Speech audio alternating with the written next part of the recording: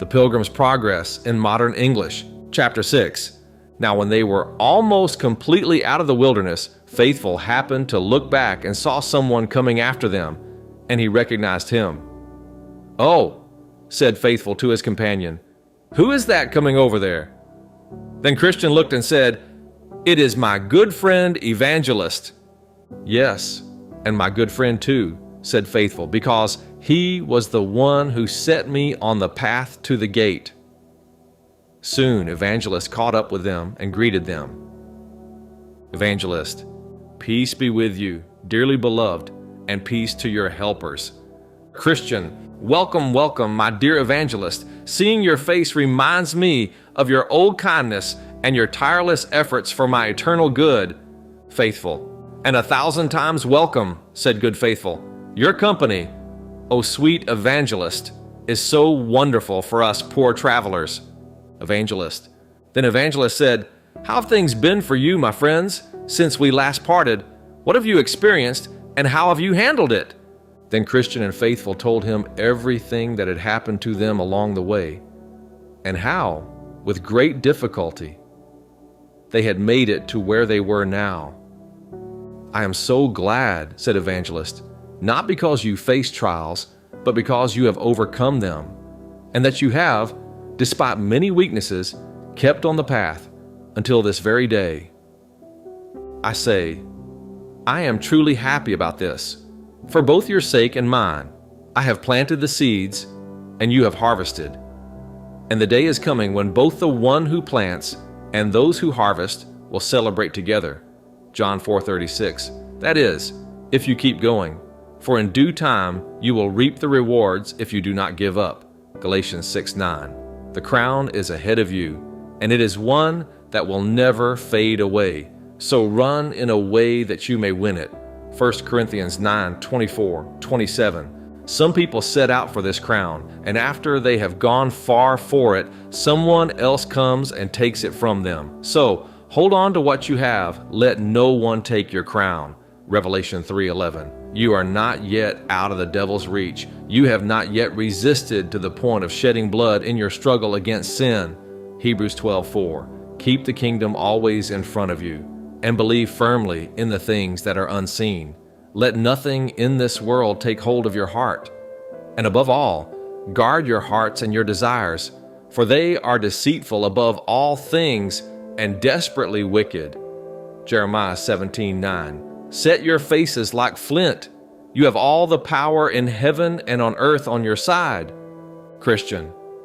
Then Christian thanked him for his encouragement, but also asked him to speak further to help them the rest of the way, especially since they knew he was a prophet and could tell them about the things that might happen to them and how they could overcome. Faithful also agreed to this request. So Evangelist began as follows. Evangelist: My sons, you have heard the truth of the gospel, that you must go through many trials to enter the kingdom of heaven. And again, in every city, chains and troubles await you. So you cannot expect to travel far on your journey without facing these hardships in one form or another. You've already experienced some of this, and more challenges are just ahead of you. Right now, as you can see, you are almost out of this wilderness, and soon you will come to a town that is just up ahead. In that town, you will be surrounded by enemies who will try very hard to kill you. Be certain that one or both of you will have to seal the testimony of your faith with your blood, but be faithful until death, and the king will give you a crown of life. The one who dies there, even though his death will be unnatural and his pain may be great, will still have an advantage over the other, not only because he will arrive at the celestial city first, but also because he will avoid many of the troubles that the other will still face for the rest of the journey. But when you come to the town and find that what I have said is true, remember your friend, stand strong, and entrust your souls to God by doing good as to a faithful Creator. Then I saw in my dream that when they left the wilderness, they soon saw a town in front of them, and the name of that town is Vanity. There is a fair held in this town called Vanity Fair, which runs all year long. It's called Vanity Fair because the town itself is even emptier than vanity itself. Psalm 62:9. Everything that is bought and sold here is vanity. As the wise say, everything that comes is vanity. Ecclesiastes 11:8. Isaiah 40:17. This fair is not something new, but has been around for a long time. Let me tell you its origin. Almost 5,000 years ago, pilgrims were walking toward the celestial city, just like these two honest people. Beelzebub, Apollyon, and Legion, along with their companions, saw that the pilgrim's path led them through this town of vanity. So they planned to set up a fair here, a fair where all sorts of vanities would be sold, and one that would last all year long.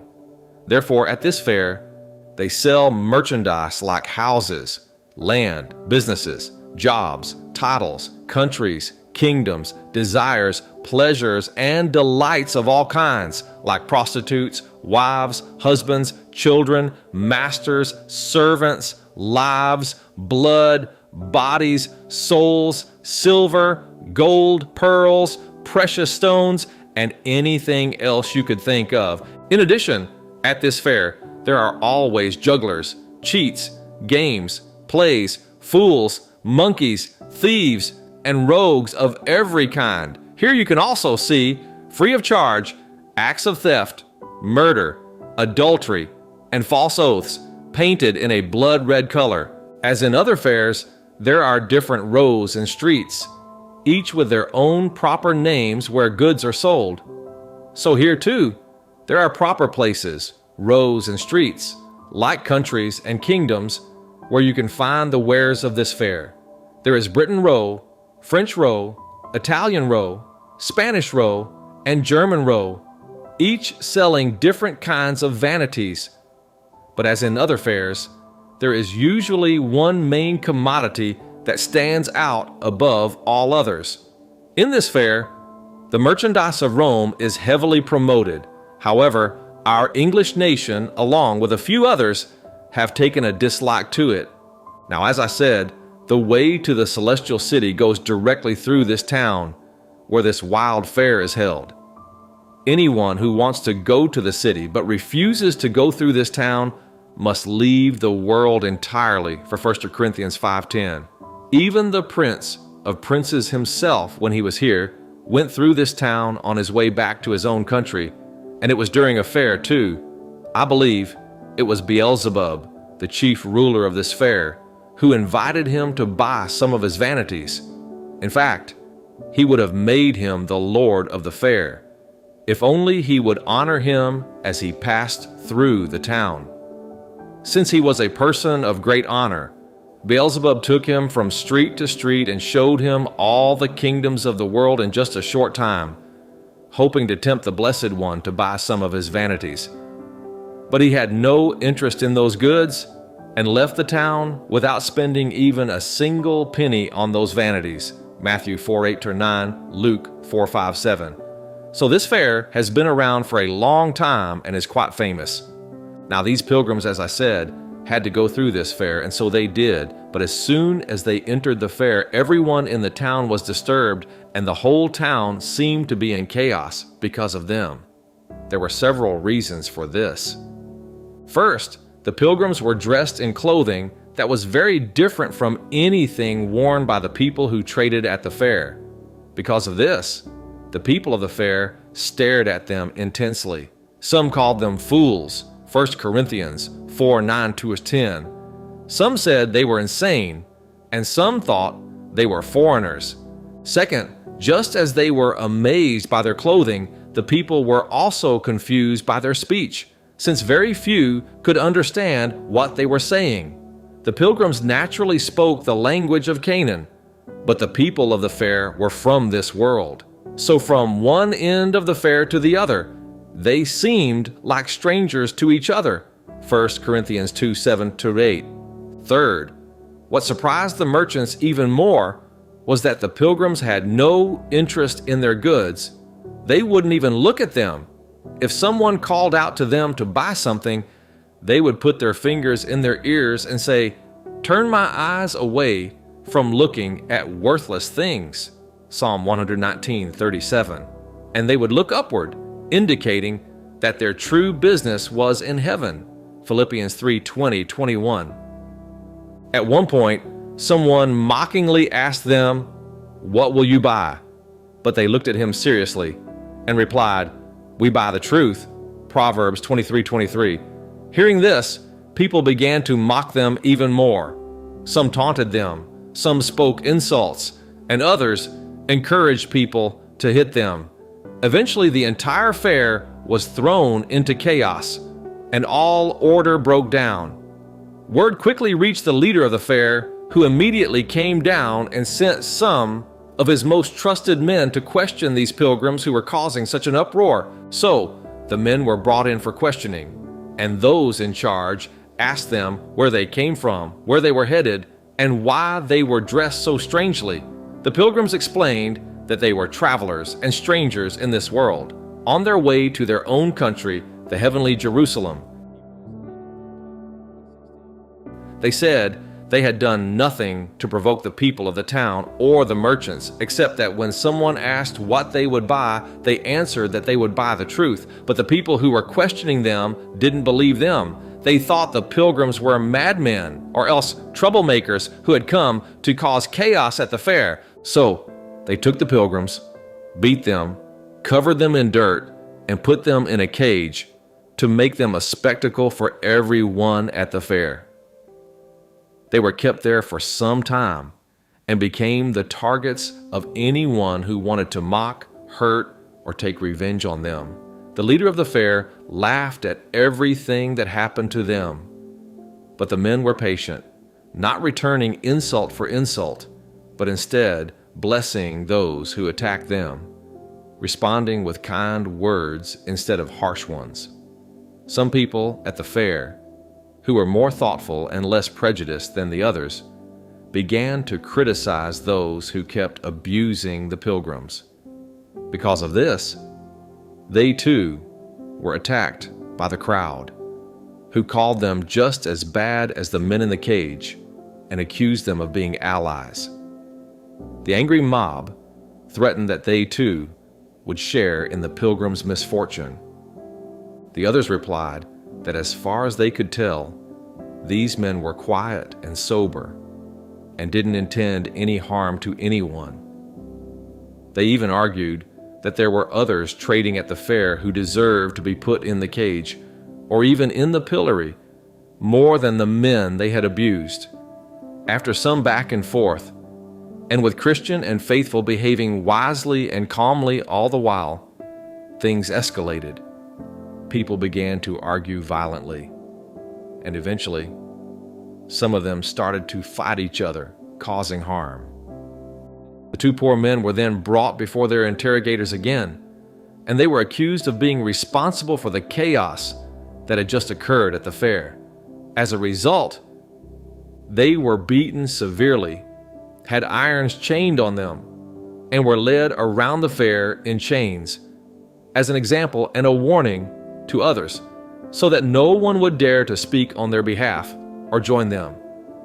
But Christian and faithful acted even more wisely and endured the shame and insults that were thrown at them with such patience and humility that it actually won over some of the people in the fair, though only a few compared to the rest.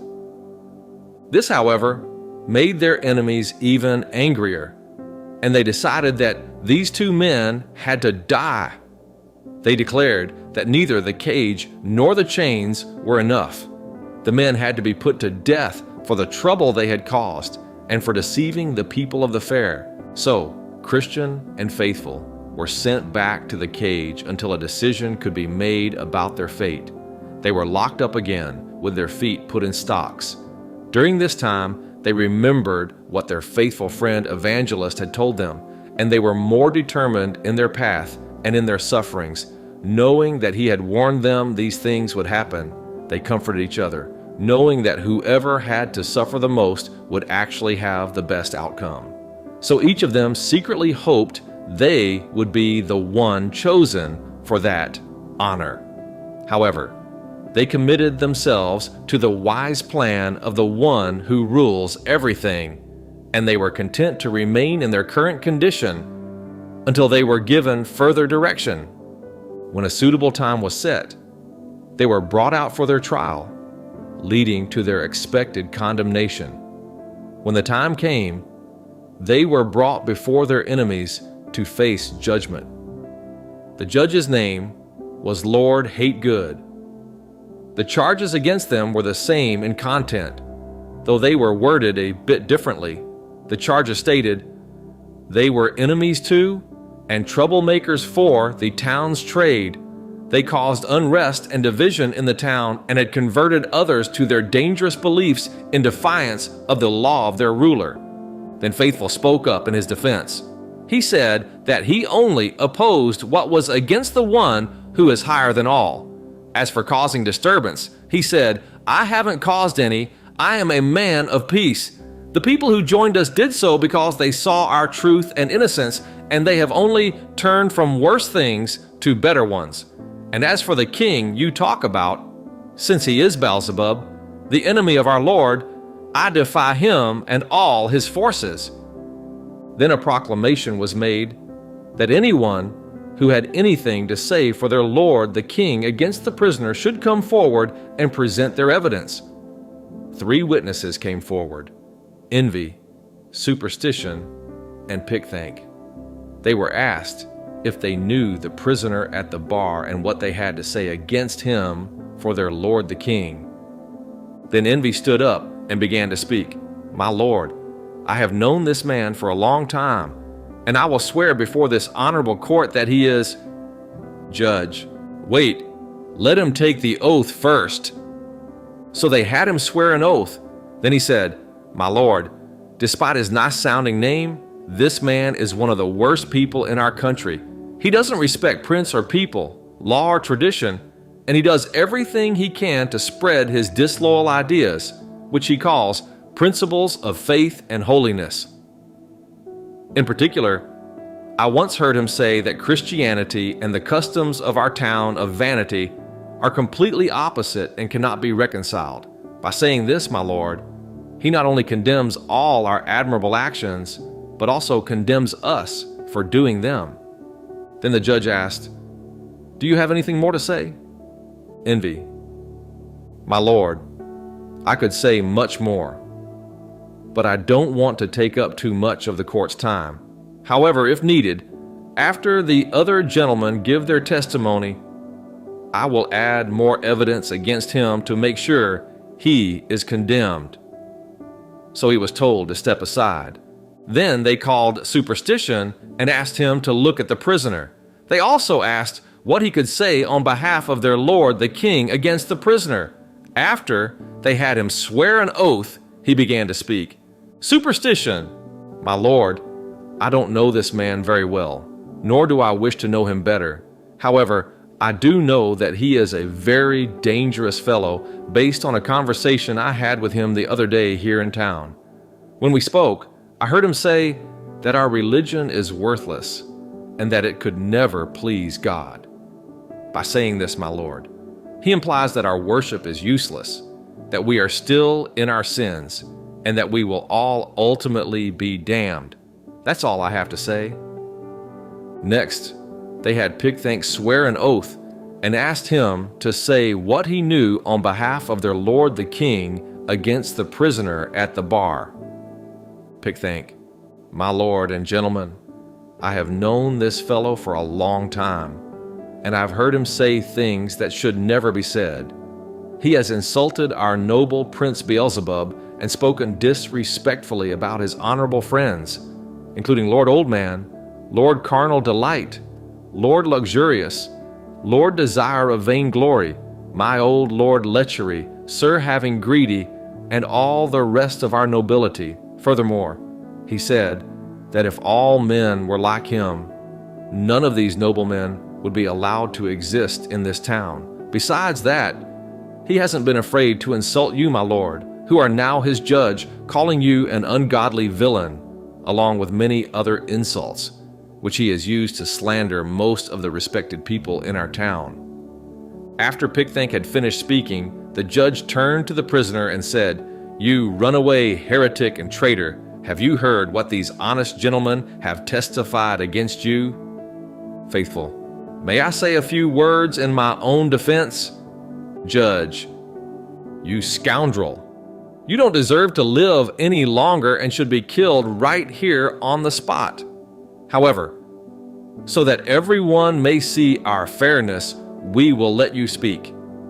What do you have to say, you vile runaway?" Faithful: "First, in response to what Mr. Envy said, I have only ever said that any rules, laws, customs, or people that go against the Word of God are completely opposed to Christianity. If I have said anything wrong, show me my mistake, and I am willing to recant right here and now. Second, concerning Mr. Superstition's accusation, I only said this: in the worship of God, what is required is a divine faith. But there can be no divine faith without a divine revelation of God's will. Therefore, anything added to the worship of God that doesn't come from divine revelation can only be done by human faith, which will not lead to eternal life. Third, as to what Mr. Pickthank said, I will skip over the accusations that I supposedly ranted or used insulting terms, but I will say that the prince of this town, along with all his followers who are mentioned by this gentleman, are more suited for hell than for this town and country, and so may the Lord have mercy on me." Then the judge spoke to the jury, who had been standing by, listening carefully to everything. "Gentlemen of the jury, you see the man about whom there has been such an uproar in this town. You have also heard what these respectable gentlemen have testified against him, and you have heard his response and confession. Now, it is in your hands to either hang him or save his life, but I think it is best that I remind you of our laws.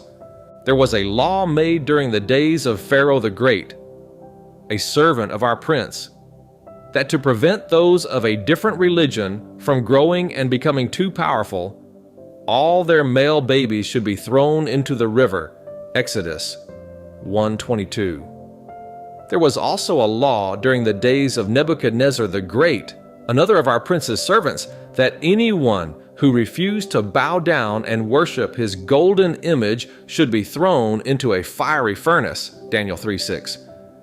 And there was a law in the days of Darius, that anyone who prayed to any god other than him for a certain period should be thrown into a lion's den. Daniel 6:7. Now, this rebel has broken the essence of these laws, not only in thought, which is already unacceptable, but also in word and action, which is intolerable. Pharaoh's law was based on a suspicion to prevent any trouble before it even started, without any clear crime at that point. But here, there is a clear crime. Regarding the second and third laws, you can see that he speaks against our religion, and for the treason he has confessed, he deserves to die. Then the jury went out to deliberate. Their names were Mr. Blindman, Mr. No Good, Mr. Malice, Mr. Lovelust, Mr. Liveloose, Mr. Heady, Mr. High Mind, Mr. Enmity, Mr. Liar, Mr. Cruelty, Mr. Hate-Lot, and Mr. Implacable. Each one gave their own private verdict against Faithful, and they all agreed unanimously to bring him in guilty before the judge. Among themselves, Mr. Blindman, the foreman, spoke first. "I see clearly that this man is a heretic." Then Mr. No Good said, "Away with such a person from the earth." "Yes," said Mr. Malice, "I can't stand even the sight of him." Mr. Lovelust added, "I could never tolerate him." "Nor could I," said Mr. Liveloose, "because he was always condemning my lifestyle." Hang him, said Mr. Heady. "He's just a lowly troublemaker," said Mr. High Mind. "My heart is against him," said Mr. Enmity. "He's a scoundrel," said Mr. Liar. "Hanging is too good for him," said Mr. Cruelty. "Let's get rid of him quickly," said Mr. Hate-Lot. Finally, Mr. Implacable said, "Even if I were given the whole world, I could never be reconciled to him. Therefore, let's find him guilty of death immediately." And so they did. Faithful was quickly sentenced to be taken back to where he had come from and to be put to the most brutal death they could think of. They brought him out to execute the sentence according to their law. First, they scourged him. Then they beat him. Then they cut into his flesh with knives. After that, they stoned him, then stabbed him with their swords. Finally, they burned him to ashes at the stake. And this was how Faithful met his end. Now I saw that there was a chariot and 2 horses waiting behind the crowd for Faithful. As soon as his enemies had finished executing him, Faithful was taken up into the chariot, and immediately he was carried up through the clouds with the sound of a trumpet by the quickest route to the celestial gate.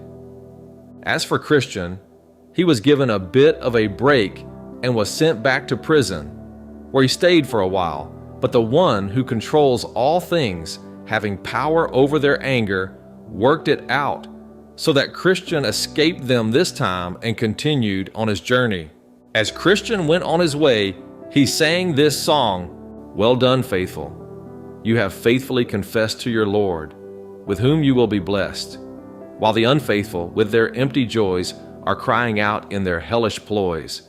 Sing, faithful, sing, and let your name survive. For though they killed you, you are still alive."